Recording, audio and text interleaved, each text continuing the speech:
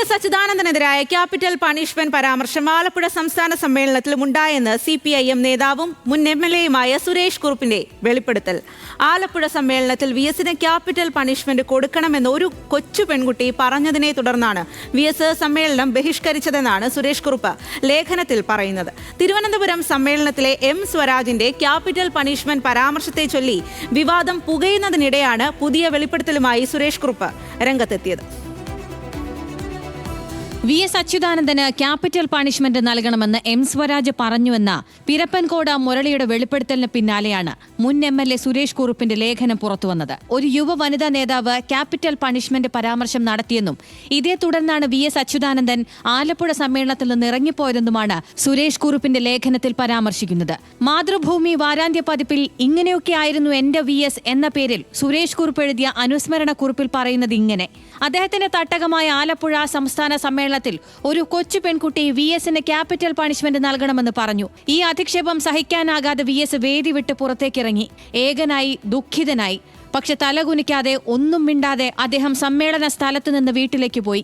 ഇങ്ങനെയൊക്കെ ആയിട്ടും അദ്ദേഹം പാർട്ടിയെ ഒരിക്കലും അധിക്ഷേപിച്ചില്ല. പിരപ്പൻകോട് മുരളിയും സുരേഷ് കുറുപ്പും നടത്തിയ വെളിപ്പെടുത്തലുകളെ അവിശ്വസിക്കേണ്ട കാര്യമില്ലെന്നാണ് VSന്റെ മുൻ PA കൂടിയായ A സുരേഷിന്റെ നിലപാട്. ആലപ്പുഴ സമ്മേളനം എന്ന് പറയുന്നത് ഒരു VSനെ അധിക്ഷേപിക്കാൻ വേണ്ടി മാത്രം നടത്തിയൊരു സമ്മേളനമായിട്ടാണ് നമ്മളെപ്പോലുള്ള ആളുകൾ മനസ്സിലാക്കിയത്. കാരണം അത്രത്തോളം VS വധമാട്ടക്കഥയായിരുന്നു ആ സമ്മേളനത്തിൽ. ചുറ്റും ഒരു VSന്റെ ഏറ്റവും പ്രായം കുറഞ്ഞ ആൾക്കാർ VSനെ, മുതിർന്ന ഒരു കമ്മ്യൂണിസ്റ്റിനെ, പാർട്ടി ഉണ്ടാക്കിയ ഒരു കമ്മ്യൂണിസ്റ്റിനെ ഇരുത്തി വേദിയിലിരുത്തി അധിക്ഷേപിക്കുക എന്ന് പറഞ്ഞാൽ ആർക്കും സഹിക്കാൻ പറ്റുന്ന കാര്യമല്ല. ഒരുപാട് പരാമർശങ്ങൾ അത്തരത്തിൽ VSനെ ഇരുത്തിക്കൊണ്ട് ഉണ്ടായതും അധിക്ഷേപം ഉണ്ടായതിന്റെയും ഭാഗമായിട്ടാണ് VSന് ഇരിക്കാൻ പറ്റാത്ത അവസ്ഥയിൽ നിന്നാണ് അവിടെ സമ്മേളനത്തിൽ നിന്ന് ഇറങ്ങിപ്പോയെന്നാണ് ഞാൻ വിശ്വസിക്കുന്നത്. എന്നാൽ സുരേഷ് കുറുപ്പിനെയും പിരപ്പൻകോട് മുരളിയെയും മന്ത്രി V ശിവൻകുട്ടി തള്ളി. വേർപെട്ട് പോയ ശേഷം ഇനി അദ്ദേഹത്തിന്റെ പേര് വെച്ച് ചർച്ച ചെയ്തത് പാർട്ടിയെ ദുർബലപ്പെടുത്തുന്നതിന് വേണ്ടിയാണ്, പാർട്ടിക്കകത്ത് ചർച്ച നടക്കുന്നതിന് വേണ്ടിയാണ്. അത്തരത്തിലൊരു പരാമർശം ഉണ്ടായിട്ടില്ലെന്നാണ് അന്ന് സമ്മേളനത്തിൽ പങ്കെടുത്ത DK മുരളിക്കും കടകംപള്ളി സുരേന്ദ്രനും പറയാനുള്ളത്.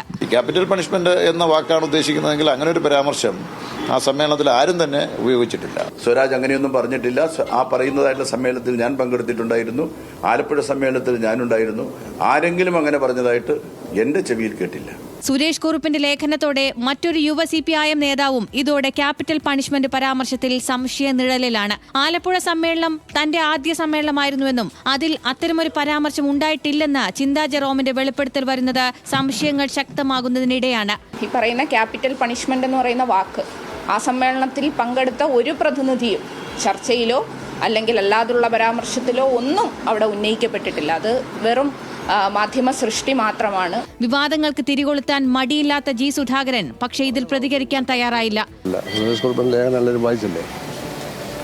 ഞാനൊന്നും പറയേണ്ട കാര്യമായിട്ടില്ല.